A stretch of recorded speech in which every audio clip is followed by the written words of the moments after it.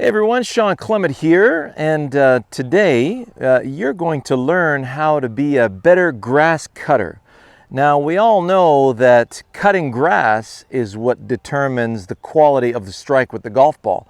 The golf ball's sitting on the grass, and the only way to access the club face is through the sole of the club to the ground. This grass cutting tool is the same as a golf club. This golf club is first and foremost a grass cutting tool.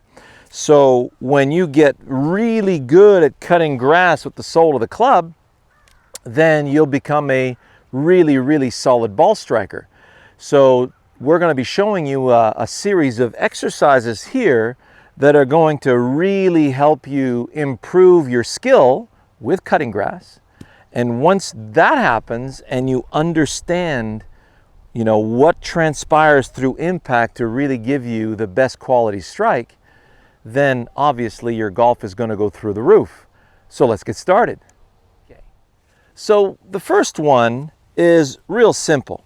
Set up in a nice grassy area, and you're going to swing this grass cutting device, the Mehlhorn tool, back and through without stopping. And what you're looking for is a lovely deflection with the sole of the club to the ground.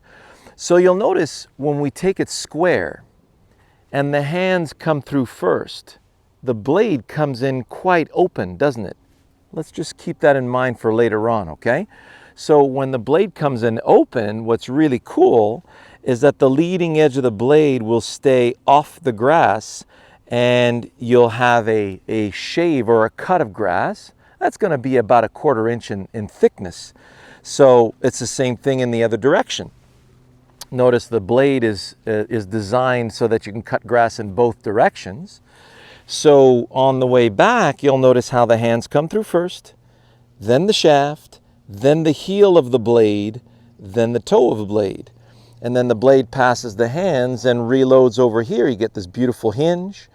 Come back down, hands, shaft, heel of blade, toe of blade. So when you get this beautiful back and through motion, we call this the perpetual motion drill. So this is your basic brushing of the grass in both directions. If you can't do this in both directions, then there's something that you haven't understood insofar as the sensation of the release in your swing. You're guiding it too much going on this side. So let's examine a really simple exercise that's going to help you with this basic movement of the grass cutting tool. And we're if I leave you in your backyard for the next few weeks, you'll figure it out on your own. The purpose of this video is to give you a nice shortcut so that you don't waste any precious time. So let's have a look at the sword drill right now.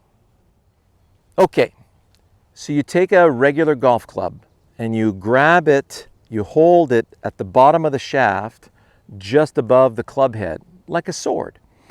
And let's say you had to cut through sugar cane with a machete. So you got your machete and you're going to be cutting through that sugar cane. So here's the approach. You would never let the tip of the blade pass you, because obviously you can't cut with that side of the blade and you'll risk injuring yourself either over here in the arm or over here in your body. You don't want that. So I'm cutting through in that direction. So notice the brain's going to go get the ground. Use the ground to get your body out of the way. Here comes the elbow, which leads the hand, which leads the beginning of the blade, and then the end of the blade passes the hand once you've gone through that sugar cane. So it's cut. Now when you perform that particular slash, you can see that the weight of the sword is going to turn your hand over. So you've got this wonderful hinging action that you'll naturally have in your backswing. And then as you cut through, it'll re-hinge on the other side. Why is that? Well, number one, it's to slow the unit down so it doesn't hurt you on this side, and to get you ready to cut in the other direction. So now if I want to cut in the other direction, notice how my elbow leads my hand leads the blade, and the blade leads the tip of the blade, and then it has to release. And it folds and hinges again. Now I can cut in that direction. Now I can cut in that direction. So you see how important it is for you to be able to cut in both directions. You want to be able to do this with each hand. Cut, cut, cut into a release hinge, cut into a release rehinge, cut, cut. So you feel it in both hands. Now let's go back to our grass whip. So now we have our grass whip, which is nice and square to the ground. Let it cut through the grass. Notice it releases and hinges. Let it cut through the grass, release and rehinge. Cut, release, cut, release, cut, release, cut, release. Now, if the sole of this blade catches the grass in each direction, then you are on plane with this particular tool. So, cut, cut, cut, cut. You want to be able to see it cut in the same place in both directions. This is what allows you to be on plane in each direction. Now we're really letting the weight of the instrument place us. That's the key. So you are simply a witness to gravity cutting the grass for you. You're not trying to manipulate the tool to meet the grass. You're letting the tool cut through the grass in a place that's in front of you. So now you want to be able to cut very accurately with certain things. So let's see what we can do with just a couple of your regular household golf tees. So the distance between you and the ball is determined by where gravity is going to place your arm grass cutting unit, right? So if I just swing this club back and through without stopping, I can see this beautiful silver blur in front of me. I can see the width of the blur. So I'm going to bring this over here. So now I feel that if I let gravity take it and create that nice arc, well, there we go. I can see that it's going to cut through the tee on its own. So I lay it back down, see where it passes. Well, the tee better be here. So if I want to cut through the center of the tee, I'm going to put it right there. Let it cut. Let it cut. So the key here, and this is why this practice is so amazing with this tool, is when the brain sees that you're cutting through something, it sees continuity. It doesn't see that the tee is the end. It sees the blade cutting through the tee, so it sees continuity well beyond the tee. So you do 3 or 4 like that with some nice success. Yes, it's passing right there. Bring it in. Let it cut the tee. Let it cut the tee. There we go. So now we've just cut 3 wonderful tees. Let's see what happens when you put a ball on that tee. For the moment you can see that I've put the ball very high on the tee. This is what I want you to do at first, okay? And you'll understand when you see this in a second, because after we've cut the tee from underneath this ball, and you can guess what's going to happen, right? So I'm letting gravity cut the grass at ground level. It's cutting at ground level. So if I cut grass at ground level from here, my eyes are not on the ball. My eyes are on the base of the tee here. Do not put your eyes on the golf ball. So then if your eyes are on the ball, your brain's going to have to come up here and you'll hit the ball in the forehead and slice your ball open. So we stay where the tee is, and my attention is on the sole of the unit, cutting grass along the surface of the ground. What did it sound like? Hear that sound? What does it feel like when I cut the grass along the surface of the ground? So I go ahead and do that. My eyes are on the tee. Cut through the tee. There we go. We actually cut the whole thing. Terrific. So we'll do that again. Tee it up nice and high. See where the gravity wants to put it? That's where it wants to cut. Bring it in. See the sole of the club cut through the tee. Cutting through the tee. Cutting through the tee. Fantastic. So I just sliced right through the tee with the blade, and as you guessed, the ball just falls straight to the ground. Now, when you want to become even more surgically accurate than that, we're going to have to start closing the face of this thing. Why? Well, you notice that every instrument known to humanity, apart from a push broom, the hands come in first. So here I am starting nice and square. I take it back, fold, hinge, going toward the target, or cutting through the tee. Here I am cutting through the tee. The hands lead the shaft leads the heel. Whoop! This is a lot more open than it was at address. So I'm going to have to close the unit. And when you close the unit, it's going to feel extremely heavy in that lead hand. This is what so many of our students have a hard time with at the beginning. So when I have all that weight in my left hand, cut through, now the blade is cutting through much more leading edge first. See that? So my hands come through first. That's what's going to help me square the club face as I cut through the grass. Now, if my tee is not very high and I go square, watch what happens. Coming down to cut the tee. Coming down to cut the tee. Whoops.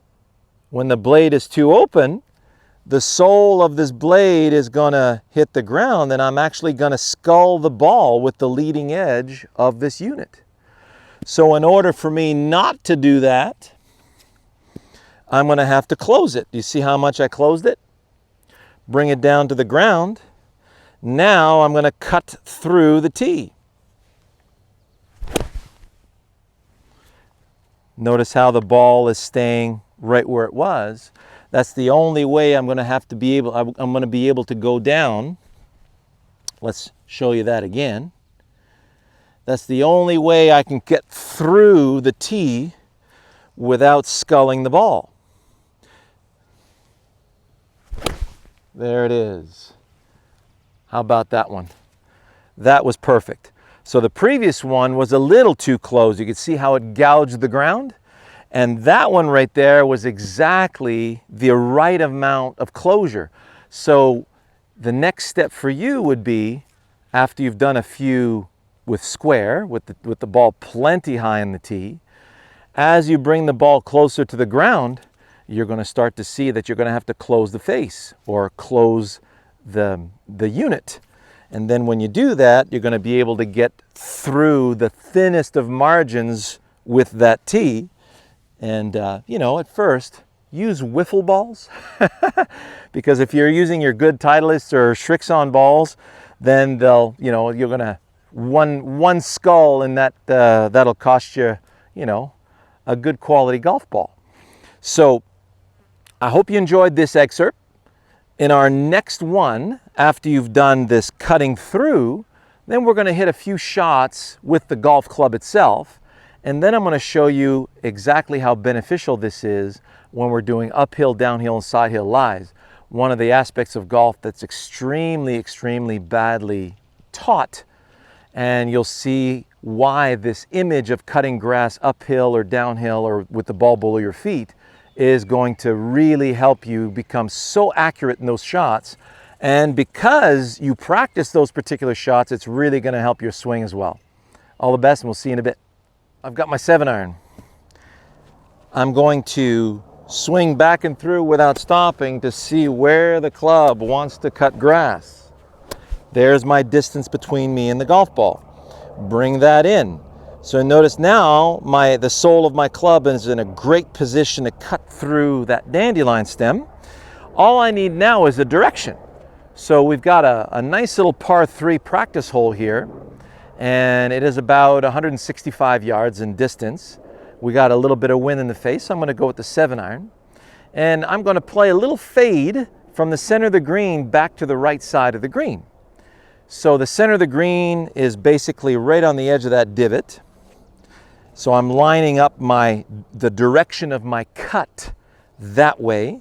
I'm going to play the ball a hair forward to center.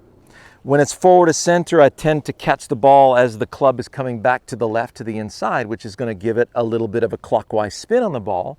And that ball should go hunting for that, back right pin position. So now what's my task? Cut through that stem of that dandelion with my blade, which is the sole of the club.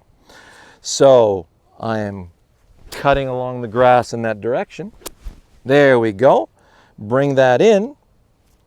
That fits with the direction I want to go. My ball's a hair forward to center. Now I'm only focused on letting gravity track the arc through the stem of that dandelion, and my focus is cutting through with the sole of my club. Perfect. Perfect. Right in the center of the green, and the wind just held it there in the center of the green, and I just could not have cut through that stem more perfectly. That is such a satisfying strike. So when the sole of the club cuts through the stem, the ball's got no choice but to meet the center of that club face, and it will be bliss on a stick for you, okay? So you see how we came full circle back to the golf club? And that's why, using that in your backyard through some, and we're going to go cut some weeds here.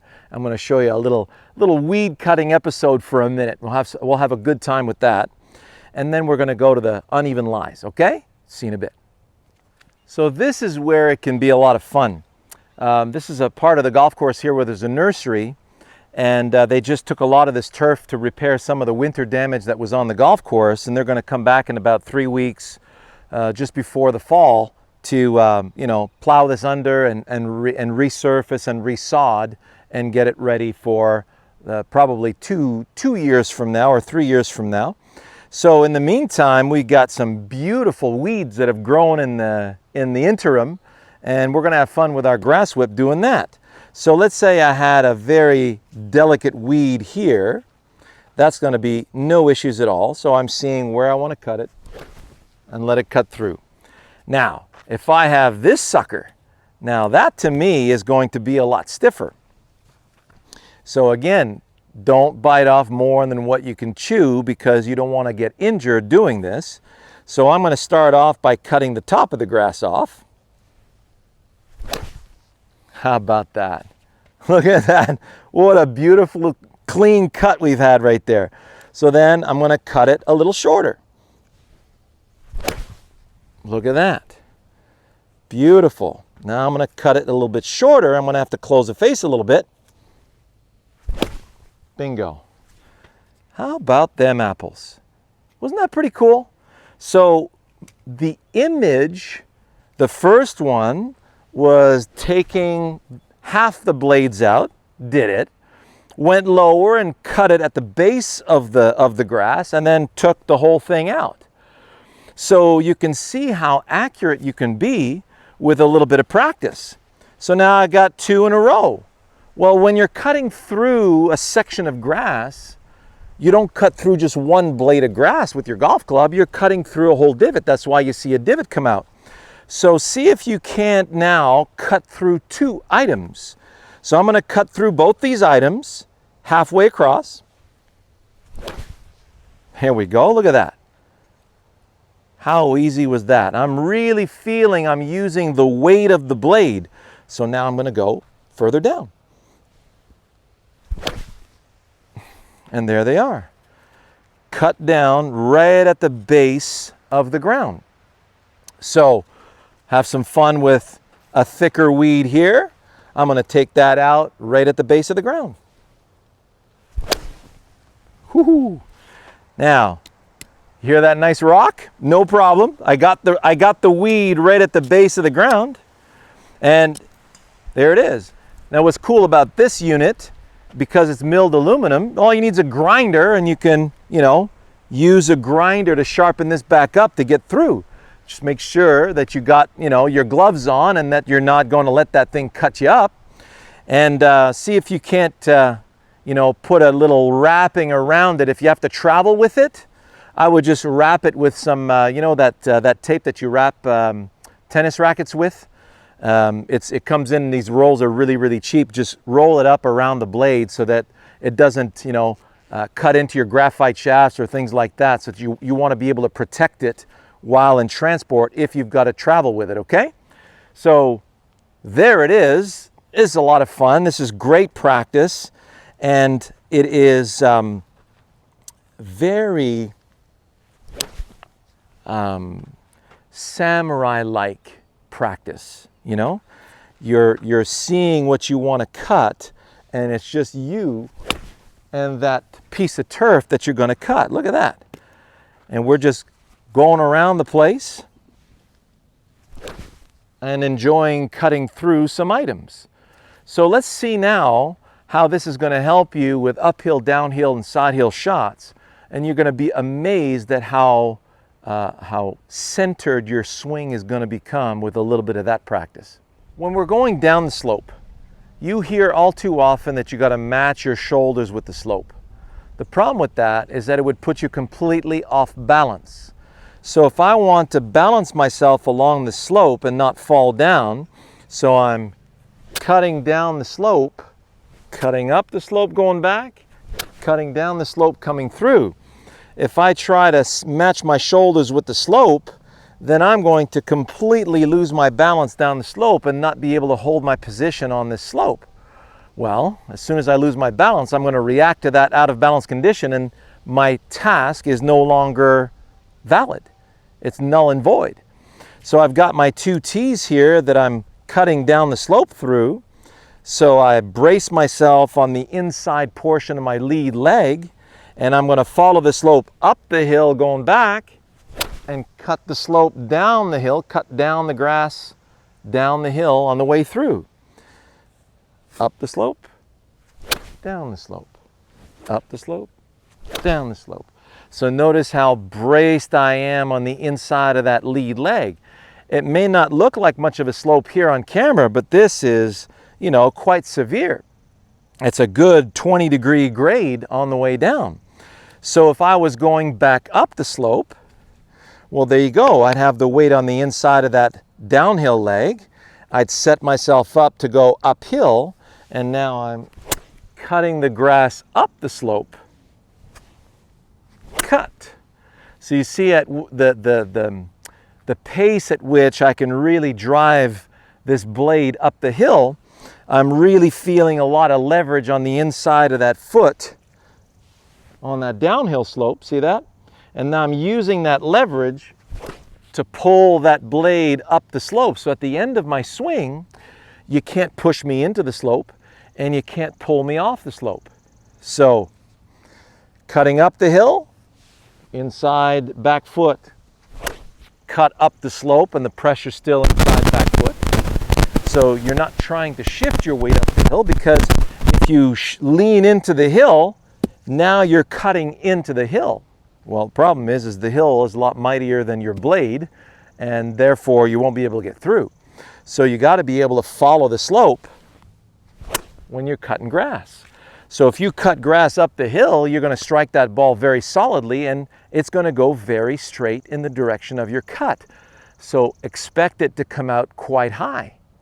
And if you're going down the slope, well, you just cut down the slope with your blade. That'll put the ball on the club face, but it's going to come out a lot lower. So there is your uphill and downhill shot. Now, if you had the ball below your feet, or if you were cutting grass with the blade below, then you would get your balance on the rear portion of your feet, the back of the arch, and then you would cut the grass in a way that you wouldn't lose your balance. And notice at the end of my swing, that right foot is still bolted to the ground, and the weight is still on the back portion of my feet. If I allow my swing to continue like a normal swing, then I'm going to go over the front of my feet, and then I'm going to lose my balance. So, cut, cut, cut. See how wonderfully positioned I am on my feet. So if I stay in balance, cut along the grass in the direction I want that ball to go, the ball will go straight there. When you're through the ball in balance, then the ball will always start on the line that you're lined up on. If you want to draw the ball or fade the ball, go back to my videos on YouTube and check that out. It'll depend on your ball position and how open or closed your club face is. But insofar as this video is concerned, you're cutting the grass in the direction you want the ball to go. The ball will tend to start that way if it's closed enough. So if I cut towards you now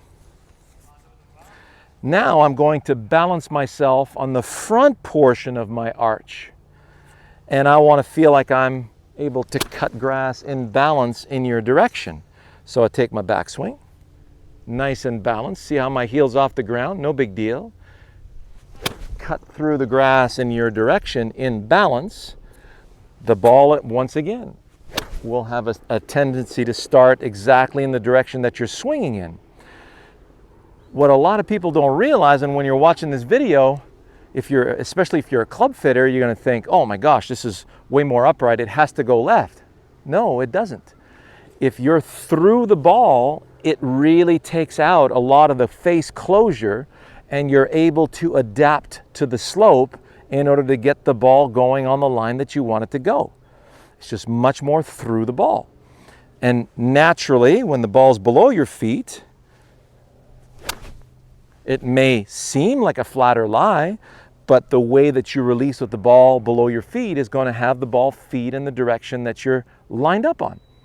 If your ball position, of course, is in the right place, and if the face is open or closed the way it should be, so that you can move in the direction of your target. So as you saw in one of the earlier little excerpts of this training video, it may look closed at address, but as I am swinging through, the hands are coming through first, then the shaft, then the heel of the club, then the toe of the club.